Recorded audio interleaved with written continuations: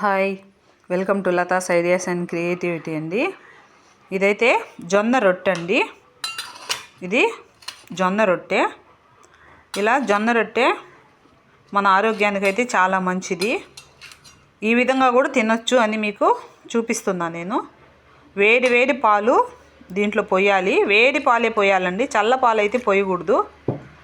బాగా నానాలన్నమాట వేడి పాలల్లో.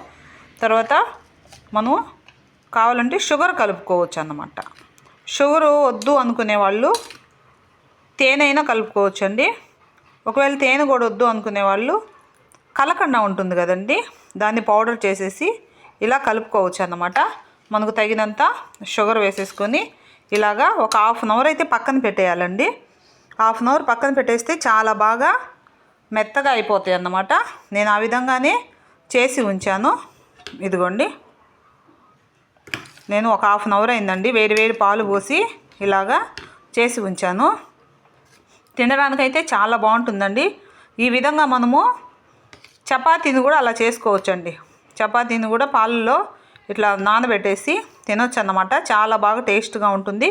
పిల్లలు కూడా ఇష్టపడి తింటారన్నమాట. ఒకవేళ తెలియకపోతే ఎవరికైనా ఇలాగ పిల్లలకి ట్రై చేసి పెట్టండి, చాలా ఇష్టంగా అయితే తింటారు. ఓకేనండి, ఒకసారి టేస్ట్ చూసి చెప్తాను. చాలా అంటే చాలా బాగుందండి. ఎందుకంటే బాగా నానింది కాబట్టి, పాలు చక్కెరలో బాగా నానింది కాబట్టి వెరీ టేస్ట్గా ఉంది. ఇంకొంచెం యాలక్కాయ పౌడర్ వేసుకోవాలన్నా కూడా కొంచెం వేసుకోవచ్చండి. టేస్ట్గా ఇంకా బాగుంటుంది. మంచి స్మెల్, అరుగుదల కూడా ఉంటుంది కాబట్టి అలా అయినా చేయొచ్చు. లేదంటే ఇట్లా నార్మల్గా అయినా ఇలా చేసేసుకోవచ్చు. ఇంకా కావాలంటే నట్స్ కూడా వేసుకోవచ్చు అండి. నీటిలో నట్స్ పౌడర్ వేసుకున్నా కూడా ఇంకా మంచి హెల్దీ అన్నమాట. ఓకేనండి, మీకైతే నచ్చింది అనుకుంటున్నాను. నచ్చినట్లయితే సబ్స్క్రైబ్ చేయండి, షేర్ చేయండి, లైక్ చేయండి, మంచిగా కామెంట్ పెట్టండి. ఓకేనండి, మరొక వీడియోలో మరలా కలుస్తాను. బాయ్ అండి.